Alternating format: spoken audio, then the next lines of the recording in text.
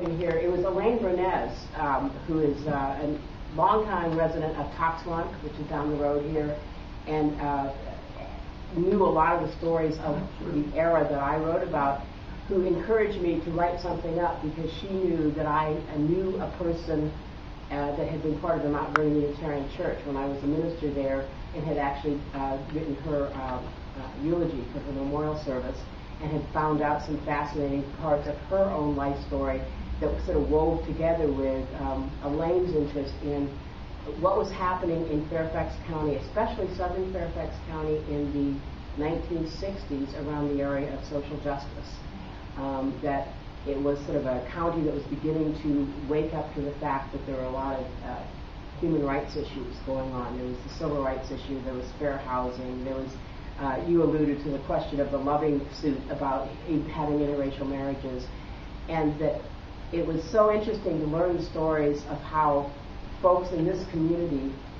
so the Fort Hunt Corridor kind of got involved with some of these issues to bring things to the forefront, because a lot of people think of Fairfax County as kind of being this, staid, suburban, formerly rural and then suburban area, but there were some real activists that got going, probably out of the Holland Hills and Toxmont community.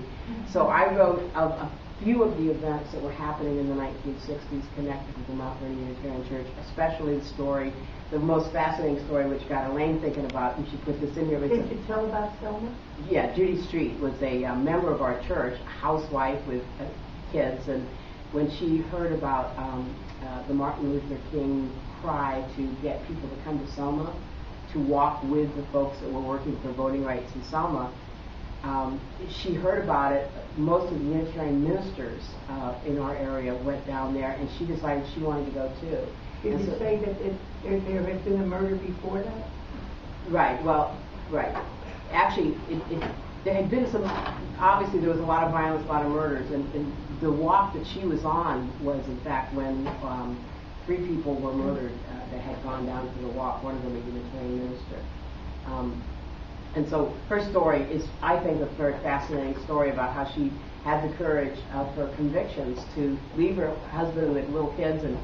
take a sleeping bag and go down, and not knowing what was going to happen, and putting herself at risk to walk with people to try to get them voting rights.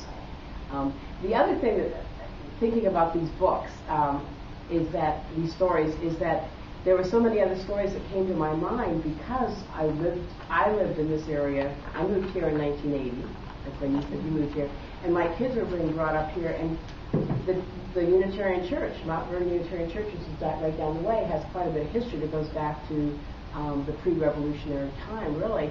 And so my youngest daughter was doing some research when she was a teenager and decided to focus on what was really going on around our area, because we have a lot of stories that are some of them anecdotal, of George Mason and George Washington and all that. And so we went to the Virginia room, and we learned all these stories about the importance of the Quaker community that came down here in the 1840s. And that, I noticed that's not in here, but you may not know, this part of the county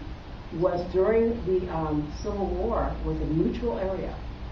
because the Quakers were here, and so they owned a lot of the land that had been, and they paid African Americans that had been freed by George Washington, and they paid them to work with them, and so they were, in a sense, the beginning of civil rights. And they were pacifists, and so they declared that anybody, whether they were a soldier from the South or a soldier from the North, could come and rest in this part of the county. And learning this stuff in the Virginia room was fascinating, and I'd love to get that story in here, that we had a part in that. This part of Fairfax County did anyway.